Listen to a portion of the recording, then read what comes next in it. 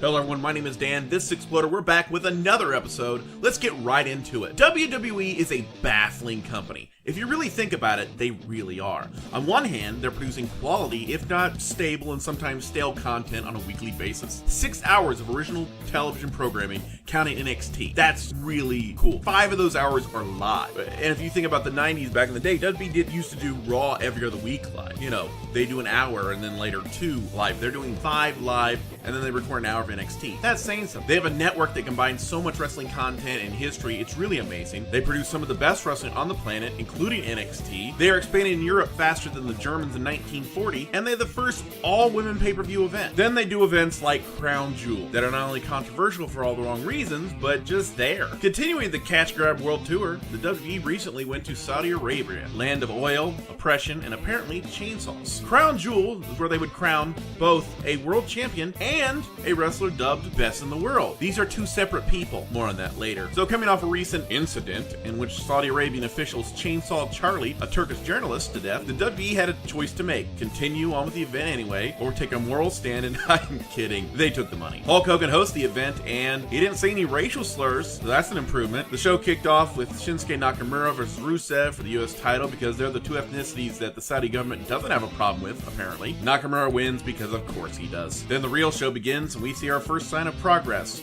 Renee Young will be playing the role of Progress for this show. She's allowed to talk in public while simultaneously being a woman. So progressive. 10 more of these, and we might be able to see a clip of Ivory when she was in the right to censor. You know, progress. In a World Cup quarterfinal, Rey Mysterio defeated Randy Orton in what can be described as a match by those who were able to stay awake long enough for anything involving Randy Orton. Seriously, I'm sure he's a great guy in the ring. I've heard he's an okay person, but he bores the crap out of me in the ring. Sorry, he's boring. Moving on. The Miz defeated Jeff Hardy and actually picked up a clean win. Speaking of clean, Jeff Hardy, too easy. Seth Rollins defeated Bobby Lashley, who was accompanied to the ring by the kid from Role Models, by hitting him with a curb stomp. Lashley, not the child actor in adult clothes. And nothing of value was gained. Dolph Ziggler defeated Kurt Angle in an okay match that no one will remember after the mention of it in this podcast, or ever. For the SmackDown Tag Team titles, the Bar retained the titles against the New Day, following interference from the Big Show. Now, I know what they're trying to do, because the Tag Team division on SmackDown isn't that deep. They're trying to keep this New Day Bar thing going by introducing the Big Show into it, but, you know, Big Show comes out with his Fist of Doom, but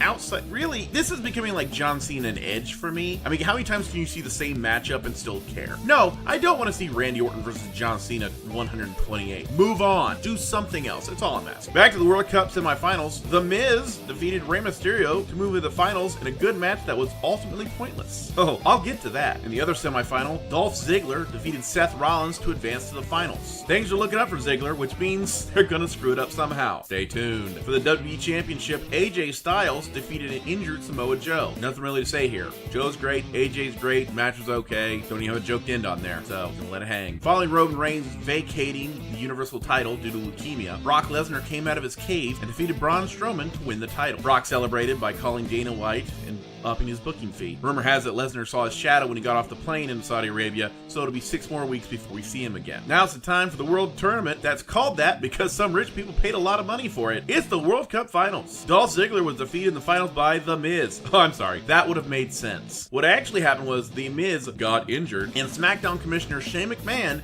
inserted himself into the match and won? That's right, the WWE, the biggest wrestling company in the world, who is some of the greatest talent ever, their best in the world is a 48-year-old executive who can't throw a decent looking punch. Yep, that follows. Then we get to the main event. It was time for the Huckster versus the Nacho Man. I'm sorry, D-Generation X, 2 aging bald men, where one of them sometimes wears a suit, versus the Brothers of Destruction, an aging wrestler with real hair and a Tennessee mare with a wig attached to a mask, playing their greatest hits to the sound of a cash register going off in the background. The match was great for the nostalgia, just to see them all back in the ring together, and I'm sure seeing the Rolling Stones bring their dialysis machines on stage in 2022 will be okay, but the match, yeah. Michaels missed a moonsault to the outside when no one caught him. Kane was revealed to be bald, and Triple H tore a pec muscle, which will make it hard for him to do that pointing pose he does. But since Yokozuna and the Ultimate Warrior weren't available, this will have to do. So there you have it. Brock Lesnar is part-time champion again. SmackDown Tag Division is in Groundhog Day mode. Women still have cooties in Saudi Arabia. Attitude Era stars cashed in, and the best in the world is Shane fucking McMahon. Wow. Just wow.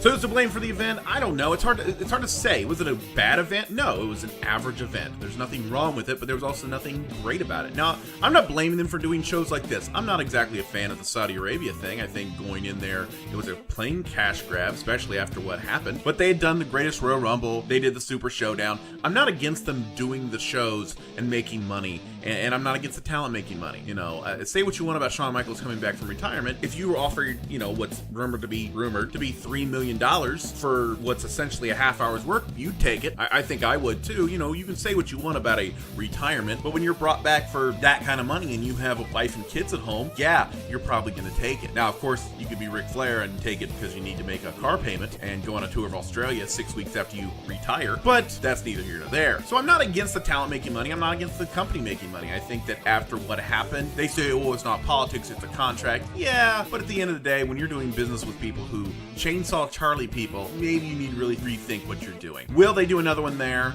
Probably. I mean, if they're making money and the Saudi Sports Authority, which it's all propaganda, it's propaganda to get people to think we're not that bad. They kind of are. And I'm not saying anything, if you're not an American and you think this is some arrogant American, hey, America does a lot of messed up shit. I'll be the first to admit it. We drone strike half the world and so on and so forth. So I'm not saying this from a high place. I'm saying this from, you know, I expect better. And maybe, you know, if you're going to go to a foreign country, maybe get the one who doesn't chainsaw people to death. I'm just saying, I'm sure there are others, even in the area, that aren't that bad. But then again, maybe they don't have that kind of money. I don't know. But I'm not against them making money, but will they go back to Saudi Arabia again? I think eventually, they'll let it die down, and we'll see what happens. As far as the show concept, I think it's an idea. I think when you have the network, you have to give them something different. I like the extra content. I like the monthly pay-per-views, and then you have these random, what very well could have been house shows, and some of them quality-wise kind of are, but they turn a camera on and they put them out there, and you're seeing shows from Saudi Arabia and Australia that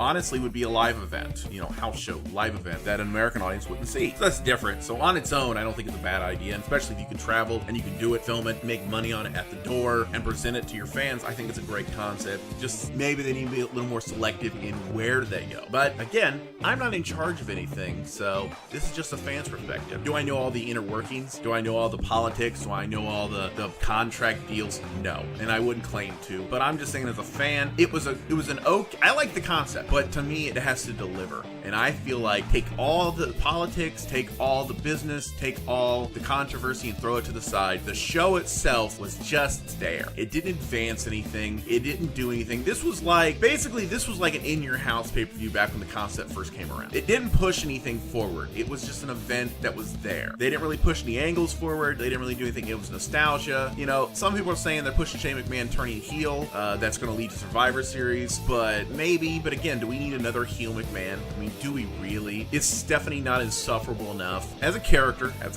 But isn't she insufferable enough? Do we need to hate Shane too? And then you're going to have to run him against Paige. And do we need that? Did we need to have this whole build-up for this tournament? This best in the world tournament, the crown jewel, all this stuff, and all this controversy to get there, to have it won by Shane McMahon? Like, at least the Greatest Royal Rumble was won by Braun Strowman, a guy who's going to be in the main event for the next few years. Shane McMahon, this might be a heel turn that gets him to Survivor Series. That's it.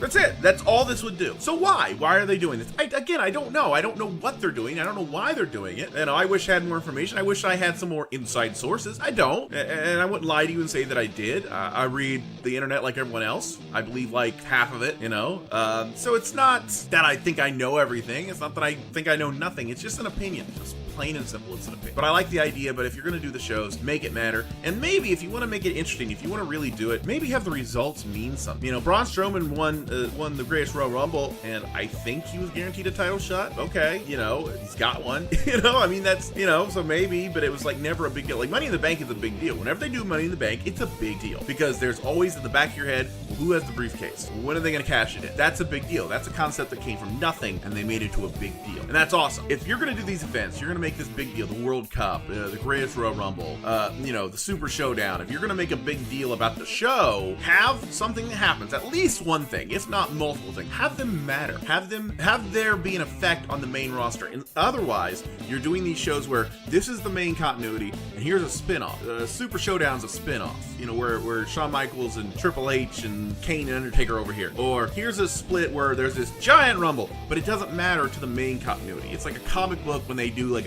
a what if issue. Like, that's completely different. Like, oh, in this world, Kane's still wrestling. But in the real world, we know he's in Tennessee writing paperwork. Like, if you're gonna do it, have it be consequential to the main narrative, I guess. Tie it in, and that'd make a lot more sense. Instead of just being basically a B show, even in a pay-per-view, being like a B show, like, oh yeah, that happened. All right, let's get back to normal. Let's ignore everything that just happened. That's my opinion. That's all it is. If you have any ideas for future shows, if you have any topics you want to discuss, get a hold of me here on Facebook. Talk to me on Twitter, Exploder-Pod. Really, get a hold of me however you can. Smoke signals, cell phone. I'm not giving you my number, because I know how giving your cell phone on the internet can go. But get a hold of me anywhere. Get a hold of ZTO. I'm one of their podcasts. And if you have any ideas, just shoot me a line and let me know what you think. Tell me I'm wrong about something. Whatever. Continue the discussion, and I might bring it up on a future episode. Until next time, my name's Dan. This is Exploder. Have a good one.